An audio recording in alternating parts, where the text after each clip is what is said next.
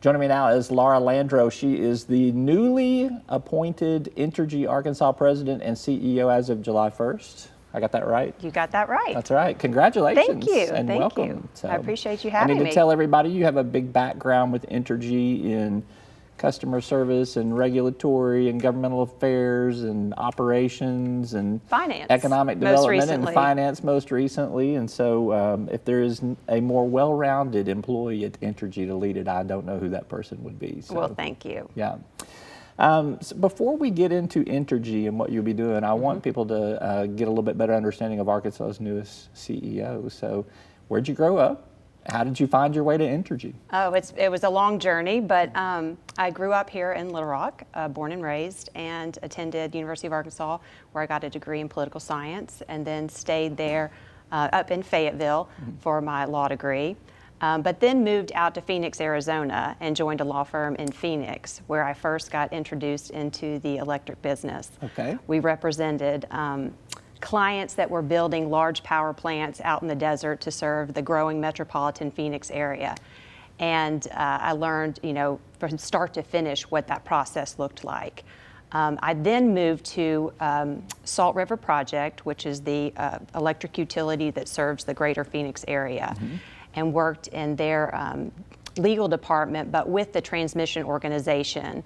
And the transmission organization was building large high voltage transmission lines from the power plants that we had built in my law firm, and then to the central Phoenix area. And I worked with the transmission department on resolving landowner concerns and ensuring that the route that we selected was the most reasonable route to present to like any good engineer would do. So they and a good public relations person. Right. We wanted to have the least impact on the customers as possible. Yeah.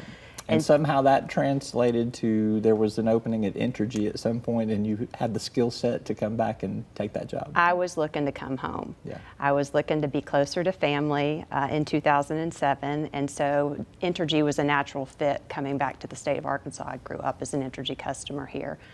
They had an opening in their legal department, and so that's where I started, and moved from there into regulatory affairs, and then most recently into finance before taking the president role. There's been a lot going on in terms of electricity and generation and transmission, and even just the whole industry itself has been upended just like every other industry in terms of, now you can put your stuff back on the grid. I mean, there's just a lot of things that are changing for customers in that respect now. It's not the traditional old energy company, even though in some ways it is because it's still regulated. But how do you kind of cope with some of the transformation that's coming along? And, is that a mindset or is that a plan of action? Both.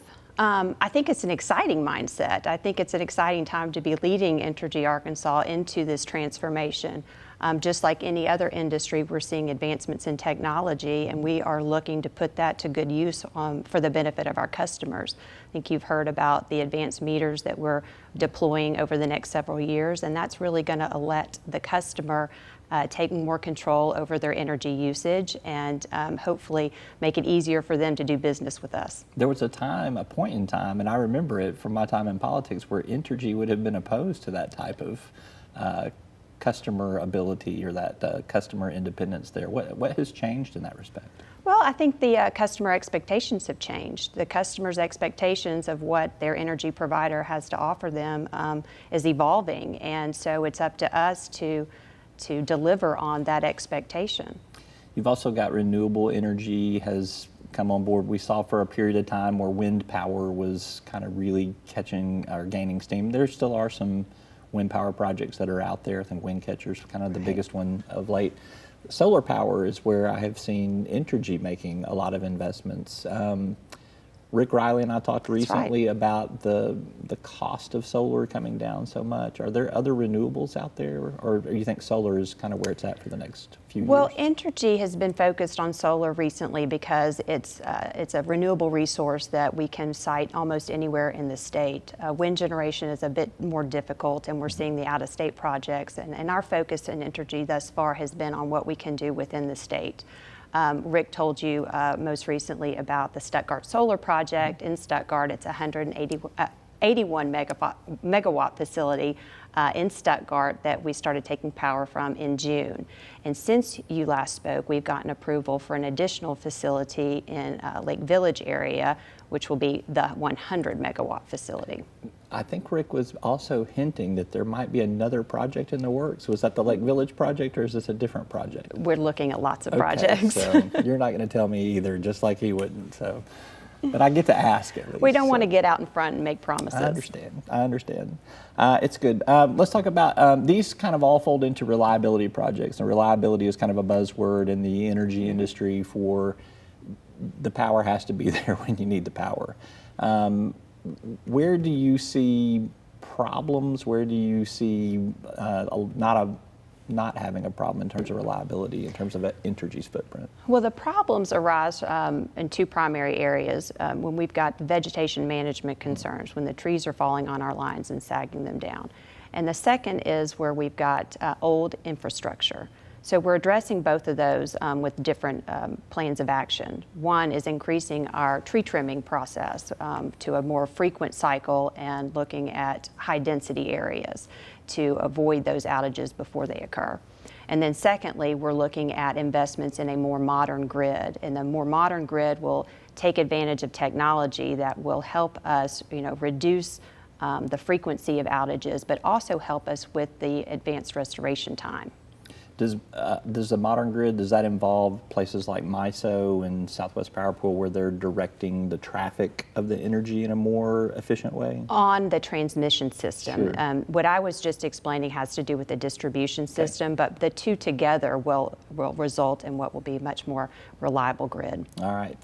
You've been involved in the planning process of everything that kind of is Entergy's plan of action right now. What are you going to do differently as CEO? What are you going to do to kind of put your stamp on this seat? Well, what I hope to do is bring my experience in regulatory affairs and finance together. Rick was here talking to you about all of the advancements we've made under his leadership and improvements in reliability. He was trying to credit everybody else. He for was it, not trying to taking credit any of it, everybody so. else, but that man has done quite a bit for the state of Arkansas. What I would like to focus on is how we meet those customer expectations that are evolving, how we implement this new technology while keeping an eye on reasonable rates. We are now currently below the regional and national average in our rates, and so I want to find the unique balance between making the investments necessary for the modern grid, for the customer expectations, but also keeping a close eye on reasonable rates. All right. She's Laura Landreaux. She's the newest CEO in Arkansas. She's Entergy Arkansas's president and CEO. Congrats Thank to you. again. Appreciate it. Thanks you for sitting having with me. Yeah, you bet. That is all for this edition of Talk Business and Politics. Thanks for tuning in. We'll see you next time.